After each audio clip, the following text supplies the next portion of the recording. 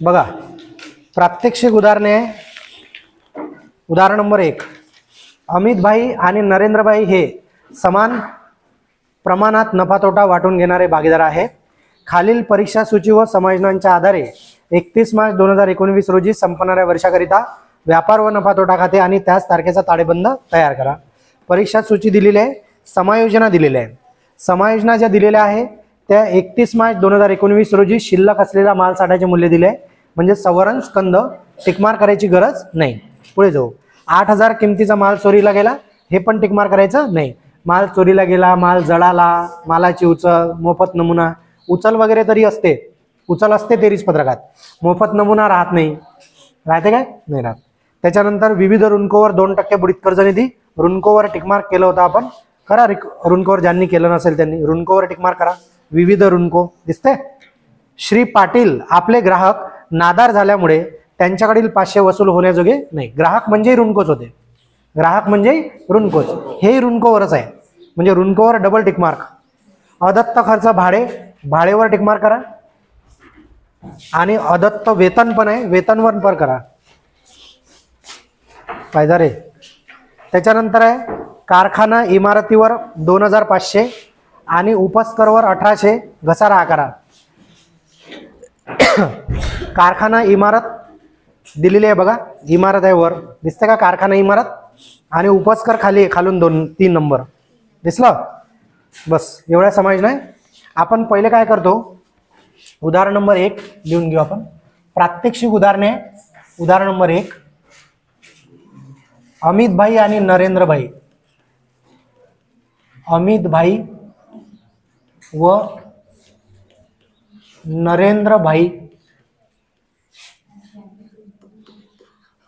यांच्या पुस्तकात नंबर 1 व्यापार खाते दिनांक 31 मार्च 2019 रोजी संपणाऱ्या वर्षाकरिता.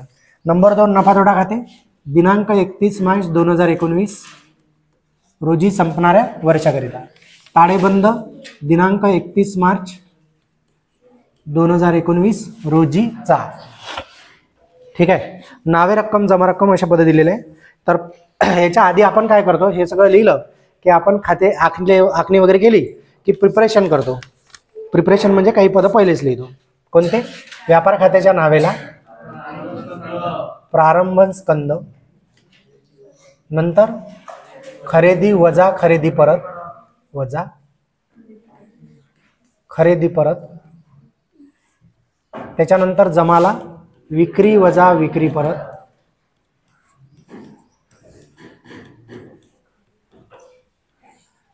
त्याच्यानंतर नफा तोटा खात्यात काही लिहित नाही आपण.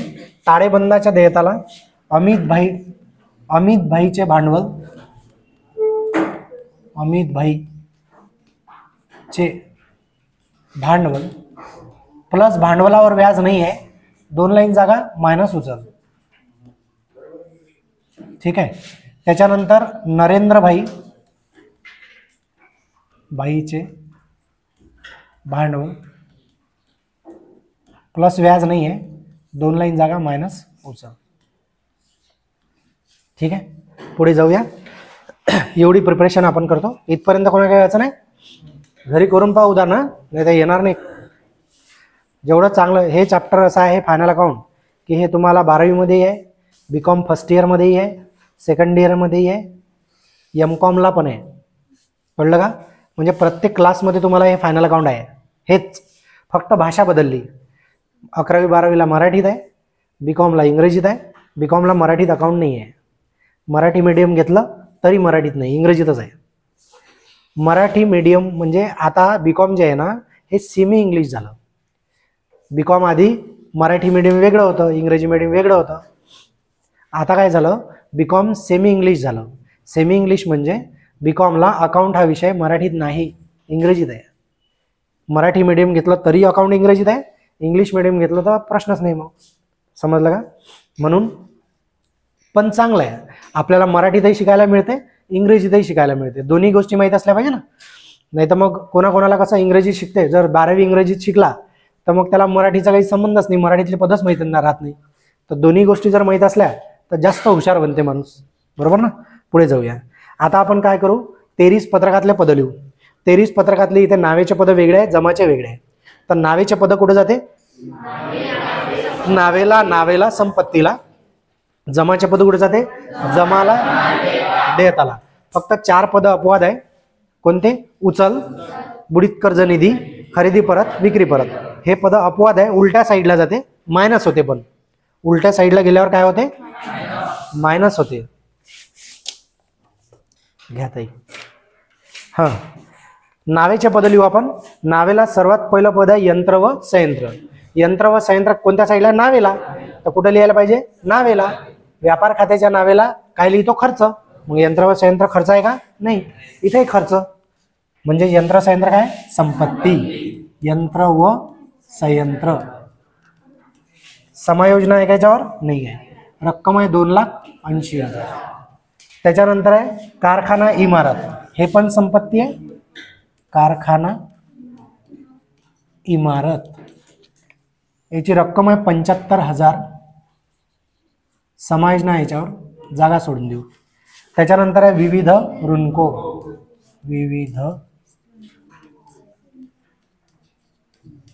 विविध ऋणकोची रक्कम आहे 28,000.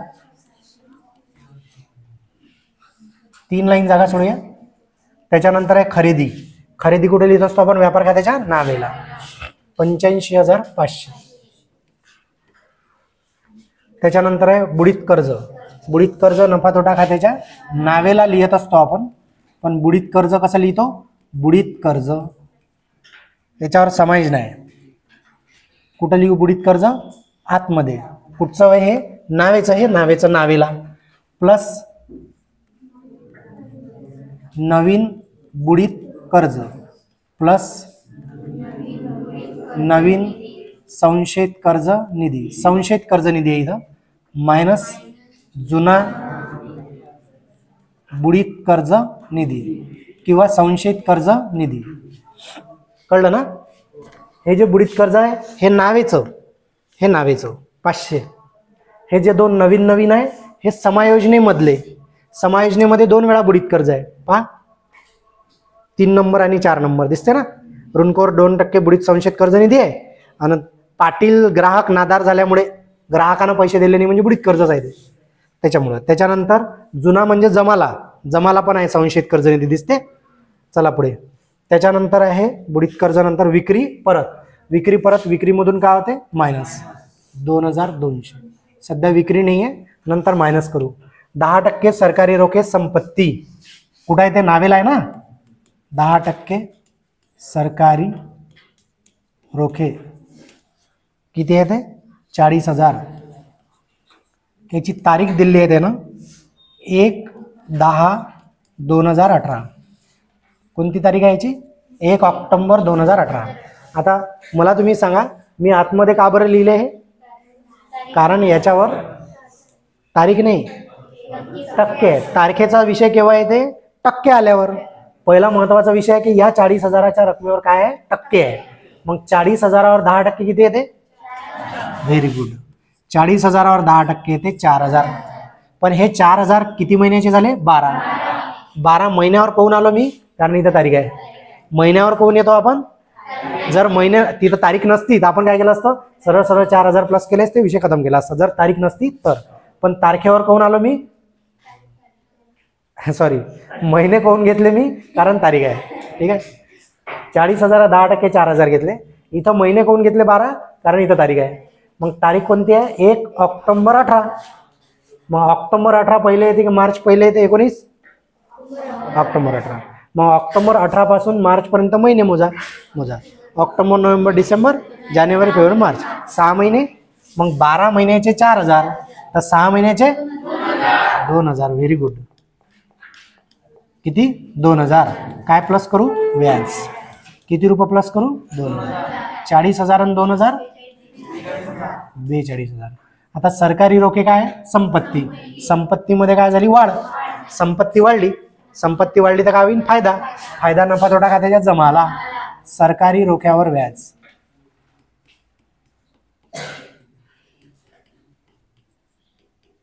किती रुपये? 2,000. पुढे जाऊया. त्याच्यानंतर आयात कर. आयात कर व्यापार खात्याच्या नावेला आहे. आयात कर व्यापार खात्यात येते, निर्यात कर नफा तोटा खात्यात येते. त्याच्यानंतर वैध खर्च, वैध म्हणजे लीगल, लीगल म्हणजे वकील असते ना, वकिलाची फी वगैरे, लीगल एक्सपेन्सेस.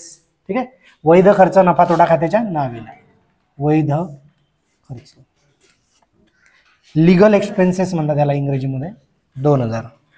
त्याच्यानंतर आहे गामक शक्ती व्यापार खात्याच्या नावेला, गामक शक्ती, गामक शक्ती, प्रेरक शक्ती, प्रेरक शक्ती पण म्हणतात त्याला, मोटिव्ह पॉवर. वखार भाडे नफा तोटा खात्याच्या नावेला. वखार भाडे म्हणजे गोदाम भाडे होते, गोदाम, गोदाम नफा तोटा खात्यात जाते 1800. त्याच्यानंतर आहे हस्तस्थ रोख संपत्ती, हस्तस्थ रोख किती, 20,000. त्याच्यानंतर आहे बँकेतील रोख संपत्ती 70,000. त्याच्यानंतर आहे जाहिरात नफा तोटा खात्याच्या नावेला. आता याच्यावरही हिडन ॲडजस्टमेंट आहे. किती आहे जाहिरात, 10,000. पण त्याच्यावर तारीख आहे कोणती, 1 जानेवारी 19 पासून, बरोबर ना, 1 जानेवारी 19 पासून आहे ना.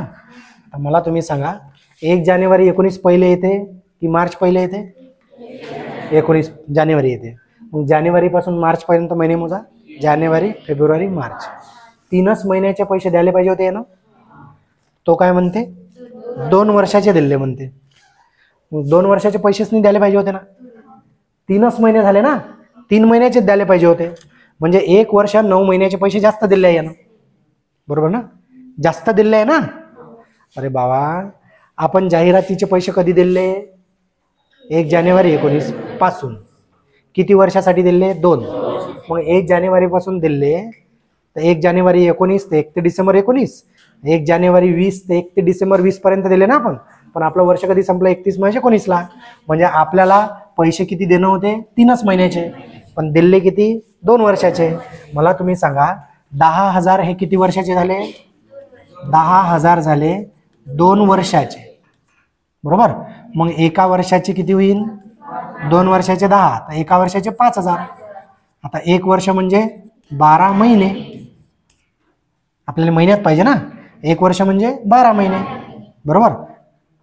एका वर्षाने म्हणजे 12 महिन्याचे 5,000, तर 6 महिन्याचे 2,500 आणि 3 महिन्याचे 1,250, याच्या अर्धे. समजलं ना.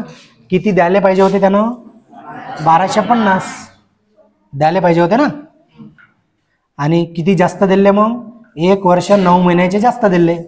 मग मला तुम्ही सांगा दिले किती, 10,000, द्यायला किती पाहिजे होते, 1,250 द्यायला पाहिजे होते ना.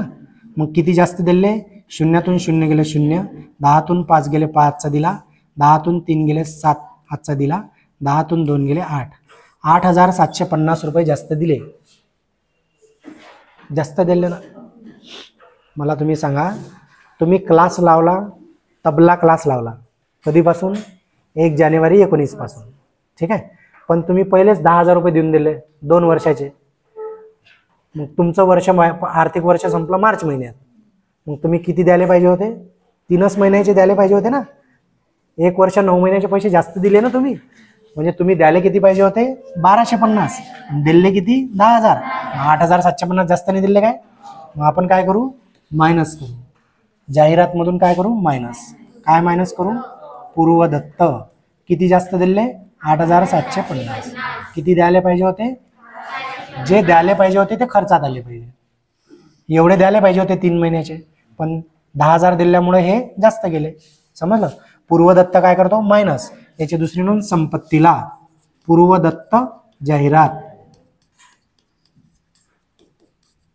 8,750. कळलं ना. पुढे जाऊया.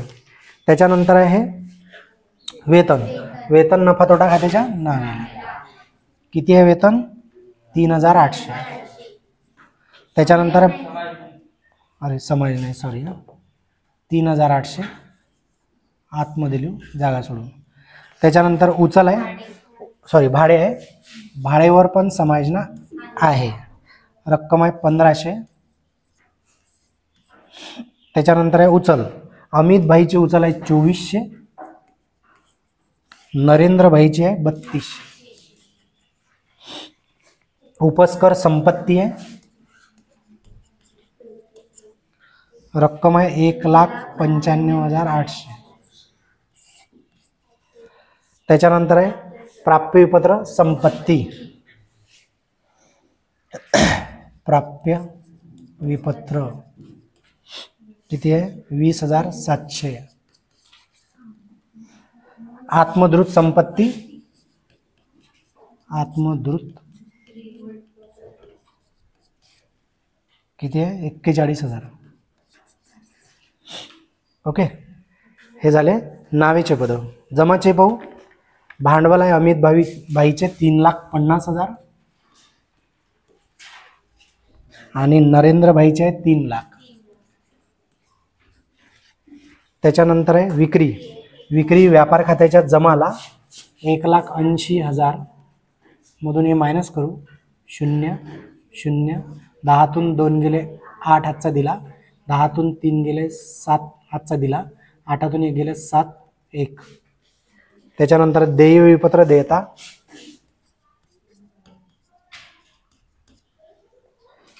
$8,500. कसर जमाला आहे, तर नफा तोटा खात्याच्या जमाला लिहून टाकू कसर.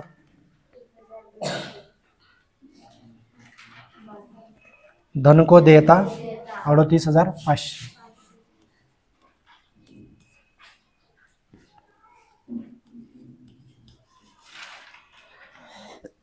संशयित कर्ज निधी जमाला आहे, आपण काय करतो? नावेला लिहितो मायनस जुना बुडीत कर्ज निधी. किती? 2700. समजलं का? पुढे जाऊ. बँक कर्ज देयता. बँक कर्ज किती आहे? बँक कर्ज 15,000. खरेदी परत, खरेदीमधून मायनस किती आहे? खरेदी परत 2,000 ना. 0 0 5, 5तून 2 गेले 3 8. ठीक आहे. नावे जमाचे सगळे पद संपले. समायोजना नंबर 1.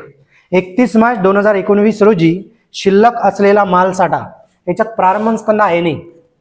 आहे काय? नाही आहे. शिल्लक मालसाठा म्हणजेच कोणता? संवरण स्कंद. किती आहे? 43,000. संवरण स्कंदाच्या 2 नोंदी होते. कुठे कुठे? व्यापार खात्याच्या जमाला 43,000 आणि ताळेबंदाच्या संपत्तीला संवरण स्कंद 43,000. त्याच्यानंतर आपण जाऊ. 8,000 किमतीचा माल चोरीला गेला. माल चोरीला गेला व्यापार खात्याच्या जमाला. माल चोरीला गेला, याचा विमा विमा वगैरे नाही, म्हणजे पूर्ण नुकसान झालं. माल चोरीला गेला ना बे, माल चोरीला गेला, मग नुकसानी झालं का आपलं? नुकसान नफा तोटा खात्याच्या नावेला. चोरीमुळे किती? 8,000. त्याच्यानंतर आहे विविध ऋणकोवर 2% बुडीत व संशयित कर्ज निधी. आता मी तुम्हाला सांगतो, लक्ष द्या. बुडीत व संशयित कर्ज निधी जर टक्क्यात असेल, कशामध्ये? टक्केमध्ये, तर ते तरतूद असते. काय असते ते? तरतूद. तरतूद जे आहे ना, ते नंतर केली जाते. कारण विविध ऋणकोवर 2% बुडीत व संशयित कर्ज निधी आहे, त्याच्यावर अजून एक समायोजना ऋणकोवर खालची पहा. तर मी तुम्हाला त्या दिवशी सांगितलं होतं की ऋणकोवर जर बुडीत कर्ज निधी असेल टक्क्यामध्ये, तर ते तरतूद असते. तर तरतूद जे आहे ते जर रक्कममध्ये असेल तर करू शकता, लिहू शकता तुम्ही. रक्कममध्ये असेल तर रक्कम असती तर मी डायरेक्ट मायनस केली असती, विशेष नसता घेतला. पण ते टक्क्यात आहे ना, तर टक्क्यात जर असेल तर त्याच्यावर जर रुपयात कोणती समायोजना असेल अजून दुसरी, तर ते पहिले सोडवायचे मग हे सोडवायचे बुडीत कर्ज निधीची. समजलं का? कारण हे तरतूद असते, हे शेवटी करावं लागते. मग पहिले कोणती करू आपण? 4 नंबर. श्री पाटील आपले ग्राहक नादार झाल्यामुळे त्याच्याकडे 500 रुपये वसूल होण्याजोगे नाही. 500 रुपये वसूल होणार नाही म्हणजेच काय? बुडीत कर्जच आहे ते. मायनस काय करू आपण? बुडीत कर्ज किती? 500. 0 0, 7तून 5 गेले 2 8 2. ठीक आहे. पुन्हा मायनस करू. दुसरी समायोजना काय, बुडीत कर्ज निधी किती टक्के, 2%. पहा आता 2% काढणं सोपं आहे ना. कसं, 1% काढायचं, त्याला 2 न गुणाचं. पहा कसं, 1% म्हणजे 2 शून्य कमी. याच्या वर्षी जर 2 शून्य काढले आपण तर 282 येते का नाही. 282 म्हणजे 1%, त्याला 2 न गुणा ना. बे दोन्ही 4, बे आठी 16 6, हात चाला 1, बे दोन्ही 4 आणि 1 5, 564 आले. आता याच्यातून मायनस करतो. 10तून 4 गेले 6. त्याच्यानंतर हाचा दिला. 10तून 7 गेले 3, हाचा दिला. 12तून 6 गेले 6, ठीक आहे ना. हाचा दिला. 8तून 1 गेला 7, 2, ठीक आहे. पहा आता लक्ष द्या, दोन्ही बुडीत कर्ज आपण काय केले, मायनस. म्हणजे संपत्ती कमी झाली, नुकसान झालं. हे जे टक्केवाले आहे ना, हे नंतर घेतले मी, पहिले 4 नंबरवाले घेतले समायोजनावाले. तर हे बुडीत कर्ज दोन्ही इथं प्लस होते. नवीन बुडीत कर्ज किती, 500. नवीन बुडीत कर्ज निधी किती, 564. आता इथं प्रॉब्लेम असा आहे, हॅलो, 1 2 3 हे 3 प्लस करा लागते, हे मायनस करा लागते. पहा आता लक्ष द्या, 500 500 564, 4 6 5 त्रिक 15, 1564 आले. आता 1564 मधून 2700 मायनस होते काय, म्हणजे प्रॉब्लेम झाला. मला तुम्ही सांगा, 1564 मधून 2700 मायनस होते काय, केले तर मायनस मध्ये येईल, बरोबर. होत नाही ना मायनस. 1564 मधून 2700 मायनस होत नाही. असं जर झालं तर इथं लिहायचं, जमाला स्थानांतरित. असं जर झालं तर, जर डायरेक्ट येत असेल तर डायरेक्ट काढायचं, मायनसमध्ये येत असेल तर जमाला स्थानांतरित, इथं द्यायची डॅश. मग करायचं काय, उलटं करायचं. मग आता उलटं कसं करा, 2700 मायनस 1564.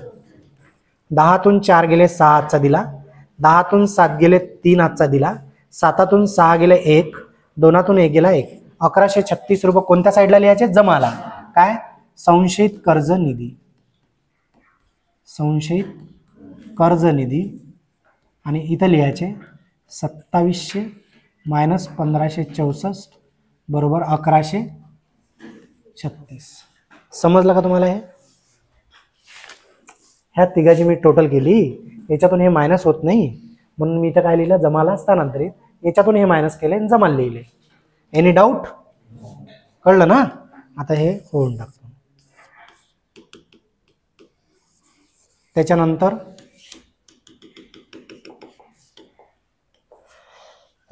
पुढे जाऊ. त्याच्यानंतर आहे अदत्त खर्च भाडे. अदत्त खर्च भाडे, भाड्यामध्ये प्लस करू. अदत्त किती आहे, 800. 15 8 2300, बरोबर.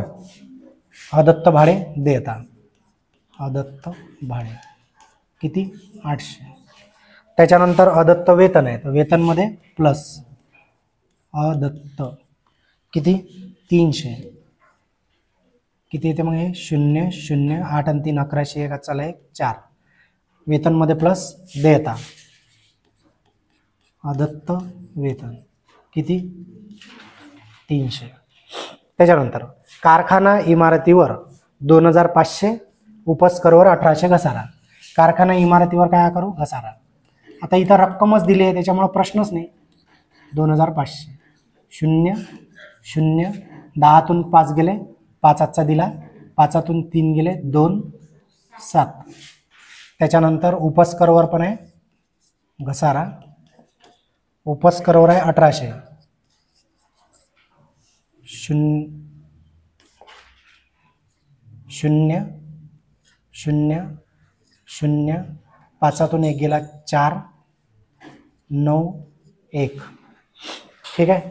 घसारा आपण दोन्ही याच्यातून मायनस केला, नुकसान झालं, नफा तोटा खात्याच्या नावेला. इमारतीवर घसारा,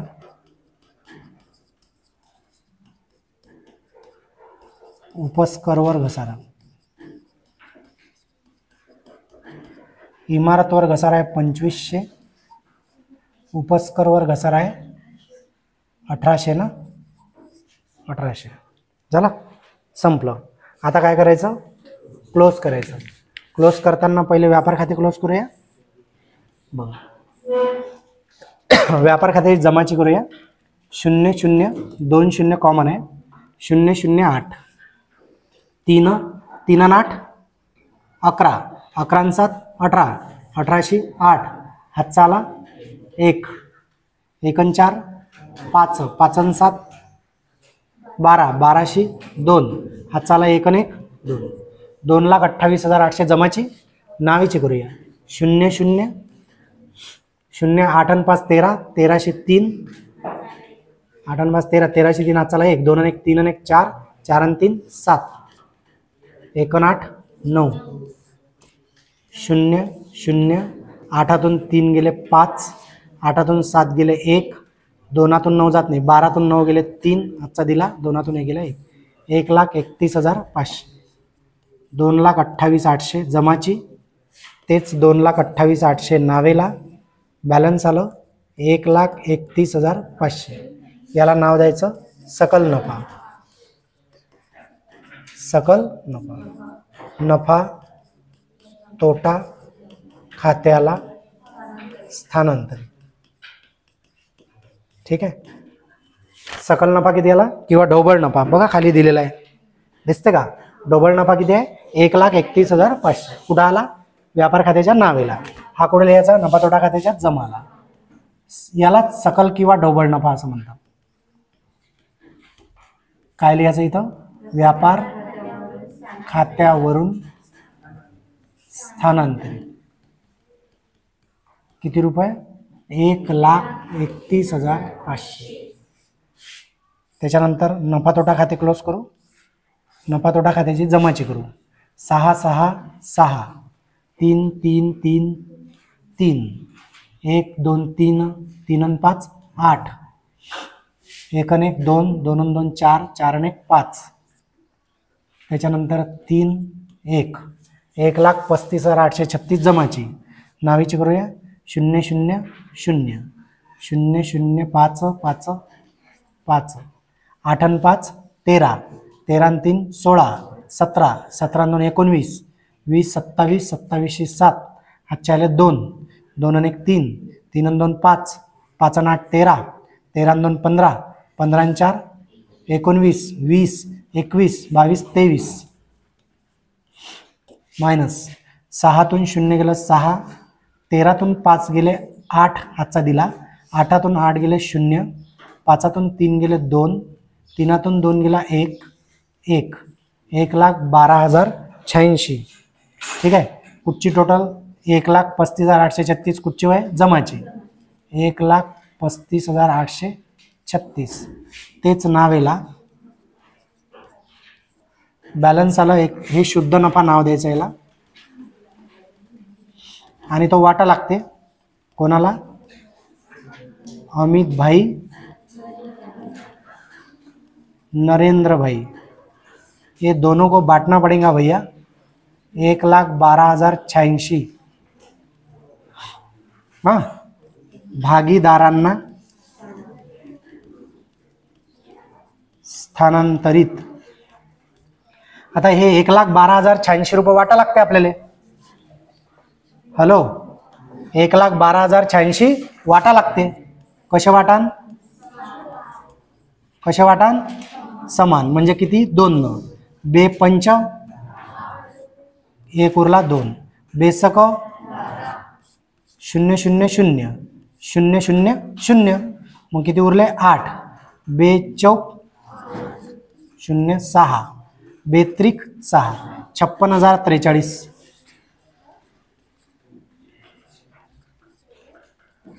56,043 दोघांचे. हे शून्य मी डायरेक्ट घेऊन घेतलं इथं वर करून पाना. टोटल 3 आणि 3 6 4 आणि 4 8 0 0 0 6 आणि 6 12शी 2 हाताला 1 5 आणि 5 10 आणि 1 11 1,12,086 रुपये. आणि हा जो शुद्ध नफा आहे ना हा त्याच्या भांडवलमध्ये काय करा प्लस. अमित भाईचा 56,043 3 4 0 6 5 आणि 5 10 0 चाला 1 3 आणि 1 4 3तून 0 गेलं 3 4तून 0 गेलं 4 शून्यातून 4 जात नाही, 10तून 4 गेले 6, हातचा दिला, 6तून 3 गेले 3, हातचा सॉरी हातचा नाही 0 आणि 4, 4,03,643. त्याच्यानंतर प्लस करू शुद्ध नफा कोणाचा? नरेंद्रबाईचा. तेवढाच येते 56,043. 3 4 0 6 5 3, 3तून 0 गेलं 3, 4, 10तून 2 गेले 8, हातचा दिला, 6तून 4 गेले 2, 5 3. ताळेबंदाच्या दोन्ही साईडची टोटल सारखी यायला पाहिजे. करूया बघा. 0 0 3 आणि 3 6, 0 0 0 4 आणि 4 8, 3 आणि 8 11, 11 आणि 5 16, 16 आणि 5 21, 21 आणि 8 29, 29 आणि 6 35, 35शी 5, हातचे आले 3, 3 आणि 5 8, 8 आणि 8 16, 16 आणि 8 24, 24 आणि 2 26, 26 आणि 3 29, 29शी 9, हातचे आले 2, 2 आणि 1 3, 3 आणि 3 6, 6 आणि 5 11, 11शी 1, हातचा आला 1, 1 आणि 3 4, 4 आणि 4 8, 8,19,586. इकडची आली, इकडची पहा 0 0 0 0 6, इकडची बरोबर आहे काय? हा नाही 6, 0 0 0 5, 5 आणि 3 8, 8 0 0 7, 7 आणि 7 14, 14 आणि 6 20, 25, 25शी 5, हातच्या आले 2, 2 आणि 3 5, 5 आणि 1 6, 6 आणि 4 10, 10 आणि 8 18, 18 आणि 2 20, 27, 28 29, 29शी 9, हातच्या आले 2, 2 आणि 4 6, 6 आणि 4 10 आणि 2 12, 12 आणि 9 21, 21 आणि 7 28, 29 30 34 35 36, 36 आणि 7 43, 43 आणि 8 51, 51शी 1, हातच्या आले 5 6 2 8, 8,19,586. ठीक आहे. सांगा कोणाकडे अडचण आहे? धन्यवाद. पार्टी आपली आभारी आहे.